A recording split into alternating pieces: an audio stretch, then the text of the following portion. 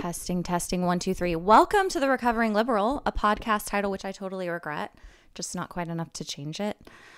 This podcast is for people who basically are where I was about a year ago, which is just starting to question some of the mainstream narratives that weren't quite adding up, very defensive of criticism of the left, kind of automatically bought into the criticism that we hear of right-winged politicians and policies.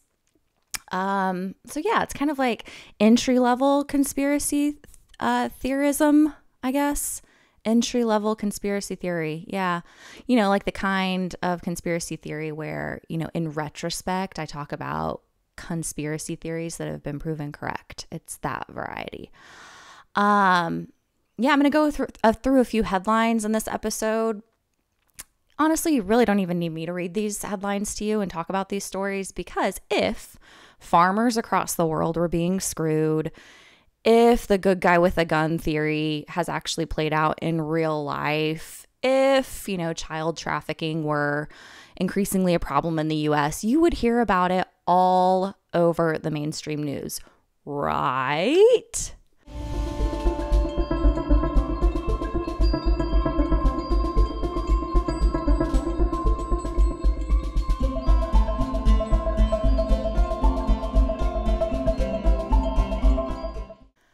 Okay, so no, you wouldn't. You won't hear about this a lot in the mainstream news. Although it's interesting because a couple of the things that I was researching and I wanted to talk about, there's one article on ABC News, and I was like, whoa, this is a mainstream outlet. But no, these are not some things that you will hear in the chaos and the noise that dominates our news screens right now. You have to kind of go to quote unquote fringe outlets, the ones that aren't bought by pharmaceutical companies and pushing the same agenda at us over and over and over and on repeat. Because these are all the stories I'm going to talk about. They're all verifiable. You can look them up. You just have to look them up. So I would recommend you do a little bit of DuckDuckGo. I'll include some links in the show notes to point you towards, but let's get into it. I want to try to make it as much through this list as I can because these are all completely separate topics. Just want to give you a little sample platter of some things that I've been paying attention to recently. So the first is farmers. So you may have heard in the mainstream, you might have gotten pieces of this story, but what you would have seen is, have you seen videos, little snippets of farmers protesting in other countries, like the Dutch farmers, the Sri Lankan farmers? Have you seen the snippets that make you think, whoa, those people have lost their minds? I can't believe they love chemical fertilizer so much that they're losing their minds over this in this way. Let me tell you why they're losing their minds and why I have a lot of sympathy for them, because farmers are being screwed. So we have created this system in agriculture where, and this, and by system, I mean back to the way education in agriculture, when you learn how to be a farmer, our education system, the way it's structured and it teaches, the way our regulatory system is set up, and by our, I mean, it's pretty consistent across the globe. How, chemical fertilizer is just kind of like a built-in, kind of like what do I want to call it? Chemical fertilizer is just part of our agricultural system. Chemical fertilizer is bad. It's not good for end consumers. It's not good for the environment. We know this. So who are we going to punish? Do we punish the regulations that are in place? Do we punish, who do we hold accountable? Do we hold accountable the fertilizer companies who are making these products? No, let's punish the farmers and make them responsible. That's what's happening. So farmers are protesting because essentially their livelihoods are being taken away. And on this podcast, I won't often get into the why, but I think the why behind this is important and it's pretty obvious. And it is those same people who are really pushing for quote unquote sustainable farming, which is, by the way, a good thing.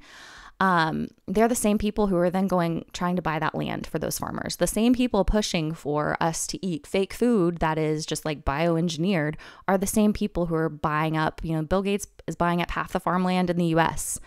And half is no exaggeration. He's buying up half the farmland in the US. These are the same people who themselves want, to eat real meat. So it's this, it's a very thinly veiled attempt for the billionaires and the powers at be to just gain even a little bit more control over our actual food. So our system is messed up. Like, we shouldn't use chemical fertilizers. We shouldn't, like, the model shouldn't be like shipping food halfway across the world. Like, localized, kind of eating local makes more sense. There are sustainable ways of farming. It's just that they know that requiring farmers to immediately, rather than giving them like a grace period of like a reasonable, like make a 5 to 10 year transition off of these chemicals, they're saying it has to be done right now, because what they know is this is going to force independent farmers out of business. It just is. So while, a better earth and more sustainable farming and healthier food, more natural, organic, healthier foods are all great things, they're not the end goal here. The end goal is not sustainability. The end goal is not healthier foods. The end goal is not to make the world a better place. The end goal is to snatch up their farmland and push them out of business so that they can snatch up that farmland for themselves. So it's very thinly veiled. Okay, next topic. Oh, and I forgot my prop. I was going to bring my Smith & Wesson box because I got myself a gun. That was going to be my prop for this story. I still have a few lessons and some more training to do before I feel comfortable having it locked and loaded, but my husband and I are now proud owners of our own preferred handguns of choice. Yay! I know I'm a crazy right-winged, gun-slinging, gun-loving Republican. Don't tell anybody that. I will deny it.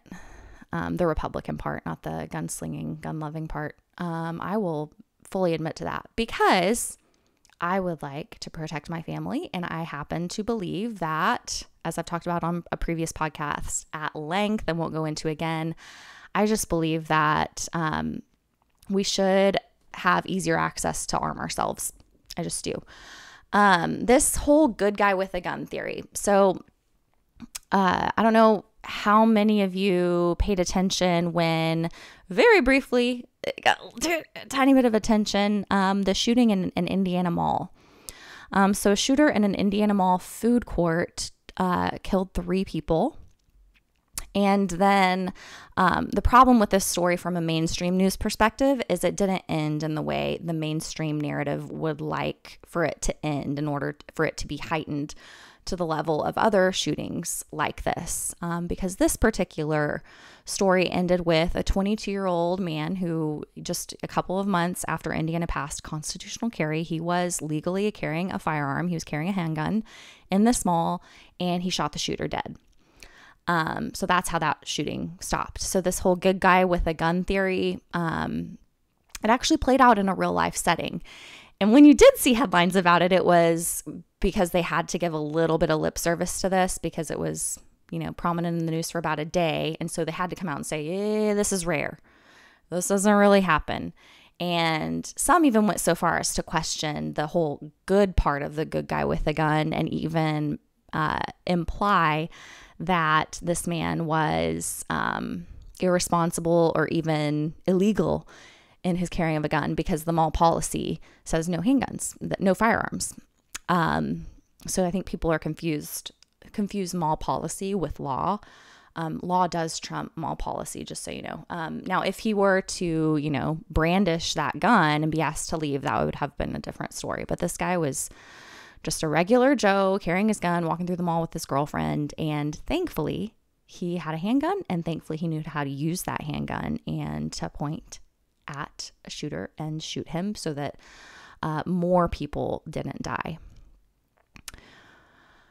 Oh man, that's depressing. Let's continue down the depressing train. Actually, one more thing I want to say about that, because the reason I think it's important to highlight stories like that is because it gives us just a little taste of what if we did put a little bit more effort into actually arming citizens and teaching them how to protect themselves and to protect each other in instances like this. Because I think that what we've seen in other recent shootings, one in particular that comes to mind that has made me sob my eyes out thinking about it too much, So I'm not going to do it here. But what we've learned is that when we only put guns in the hands of the government, we can't always rely on them. Police officers are human beings too. They are subject to a fight or flight response just like you and I are. I don't want to be out and about and in an active shooter situation and have to rely on a sit and wait for the police and then cross my fingers and pray that their fight or flight response doesn't completely hijack their amygdala into like freezing and going and using hand sanitizer because they don't know what to do in that situation because they're afraid. I don't want to rely on that. I know that myself as a mom, that if I have my children with me in an instance like that, I'm going to have a greater likelihood of acting than somebody who doesn't know or care about my children. So I would rather have some of that power as just an individual. Child trafficking. Yeah, that's where I'm going next. And this is in relation to, I think, as I started to look at some of these numbers here in the U.S., trafficking is a concern worldwide, but here in the U.S., I just thought, how is this not plastered all over the news when you look at these numbers? I don't understand it. And I just want to look for a second at what's happening. So where the child trafficking situation overlaps with our border crisis, because that's not getting a lot of attention. In fact, what you're hearing from the talking heads in our current White House administration is, quote, I think we're doing a pretty good job in relation to the border. You'll hear them use words like humane practice, like they're trying to be more humane and undo a lot of policies of the previous administration in an attempt to be more humane and inviting and warm. And we want to be warm, cuddly U.S. Come to our border. What that's created is an absolute clusterfuck at the border and has led to the United Nations, the U.N. Has officially declared the U.S.-Mexico border the deadliest border crossing in the world. Yeah, we get to brag that our border is now the deadliest in the world. So the undoing, I would say the policies of the current administration, but it's more so the undoing of the previous administration's policies, while under the guise of being more humane. Let's see if these numbers sound humane to anybody else. The number of eligibility letters given to foreign national children known or suspected to be a victim of a severe form of trafficking was 1,200. So last year's numbers, a massive jump from 673 the previous year. So that was 2021 numbers. Went from 673 in 2020 to 1,200. Out of 1,142 foreign children identified, 25% were sex trafficking victims, 68% were labor trafficking victims, 6% were victims of both trafficking forms, while 1% were victims of a severe form of trafficking unknown to the department. So what's happening? You can look it up. You can actually, I'm going to put this in the show notes. There's a website called humanrightsfirst.org. And it is, I only went through a few lines of it because it's a little bit gut-wrenching because it's a line-by-line account of every one of those eligibility letters that is reported. So every incidence of child trafficking or adult trafficking situation, line itemed in detail. Yeah, so our border is a shit show. There is something called, let's see what, I don't want to butcher this. I didn't write it down. It's called, I think, the asylum fraud loophole that's contributing to this. So essentially, our borders are so open that they are being flooded. And in the process, fentanyl seizures are going through the roof. You would think, oh, great. On its face, we're catching more fentanyl. No, we're catching, 70% of it over here. And then, the other portion of the border that is wide open, fentanyl is flooding in and we're only, the laces of the net are a little bit wider. We're unable to catch a lot of it. So the fentanyl coming through at the border is in direct correlation with the rise in overdoses in the U.S. Direct correlation. So we've got more fentanyl overdoses. We have more humans being trafficked. And in particular, as a subset of that, more children being trafficked in dangerous situations because The message is our borders are open.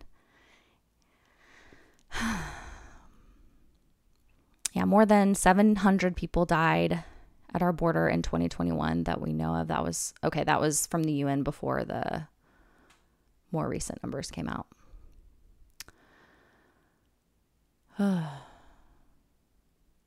Deep breath. Okay, moving on to COVID. Really? We're going to talk about COVID again? Do you have to? Yeah, I have to. I'm going to tell you the ABC News example. Let me see if I can actually read this headline. I pulled it up earlier on my phone, and I don't want to mess it up. Why boosted Americans seem to be getting more COVID-19 infections. This is on June 6th of this year. I thought that was interesting.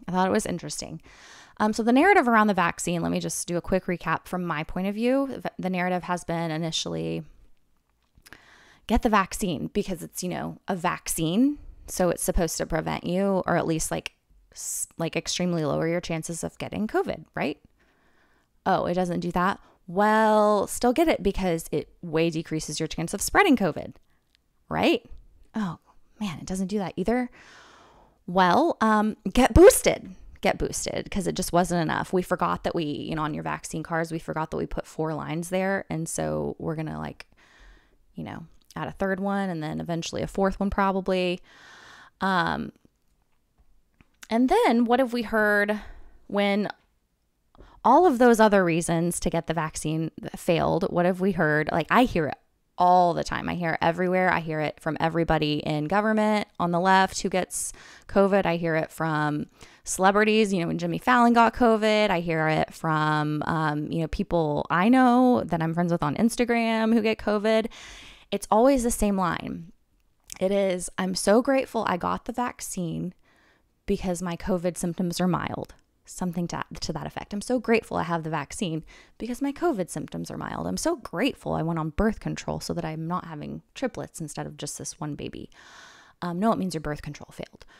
Why that line is bogus. And let me tell you what numbers those are based on. And you can look at this state by state. You can look at it countrywide. You can look at it globally. However you splice the numbers, here's what's happening. So in the beginning, God created the heavens. No, in the beginning of the COVID pandemic, when the vaccine was first released, we were reporting hospitalizations and deaths. The vaccine gets released, then we start reporting hospitalizations and deaths in terms of vaccinated and unvaccinated populations. We're still reporting that way. Over the course of the vaccine being made available, a very, very small percentage of people early on had the vaccine. Now, a somewhat larger percentage of people, it varies by state, have been fully vaccinated. And then, another subset of them have also been boosted and are apparently getting COVID more than unboosted. But anyway, that's a different topic. So let me just put this to you in real, simple mathematical terms. Let's say that I have 100 people, and of those 100 people, 10 of them are vaccinated and 90 of them are not vaccinated, which is very much what the ratios look like early on in the vaccination stages. Probably even less than 10% vaccinated.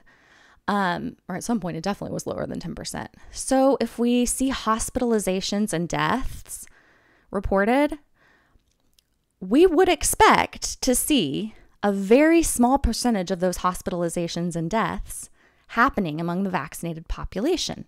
And we would expect the larger percentage of those hospitalizations and deaths to happen among the unvaccinated population because in the general population, way fewer people are vaccinated than unvaccinated. Well, as it started to creep up to more of a 50 to 60, even 60, 70% vaccination rate in some states, these numbers are still being averaged out across the course of the pandemic. And the story that we're being told is, well, hospitalization and death rates are much lower among the unvaccinated. Among the vaccinated, Meaning we're going to tell people that we're going to use those numbers and say your COVID's more mild. You're much less likely to be hospitalized or to die from COVID if you get vaccinated. No, what we're seeing is the vaccine is not going in your body. It's not going into your bloodstream. And then COVID enters and the vaccine's going, oh, I'm going to make you real sick. Oh, you've been vaccinated? Never mind. I'm going to make you just sort of kind of sick. It's not doing that. It's going, we don't actually care. You're still going to get it. You're still going to spread it. You're going to get it to whatever degree you're going to get it, depending on pre-existing conditions, how old you are, whether or not you're obese, what your health looks like. The more accurate statement to me would be, I'm so grateful that COVID these days is usually mild because therefore my symptoms of COVID are pretty mild. But yeah, instead, I think there's like some kind of phenomenon that's happening where we think that if it's said enough times, it must be true. And that's something that has been repeated. I've seen it so many times. It's just like, I mean, I could dream about it, at this point. Like, I'm so grateful, ... I'm so grateful, ... Because how do you know what COVID would have been like? I would hate to know what COVID would be like if I didn't get vaccinated. Oh, it would probably be the same because the hospitalization and death rates greatly mirror the vaccination and unvaccination rates among the population. So of course, over the course of the pandemic, if taken as a whole, of course, more people unvaccinated have been hospitalized than vaccinated. Of course, more people have died who are unvaccinated than vaccinated because that is representative of the general population.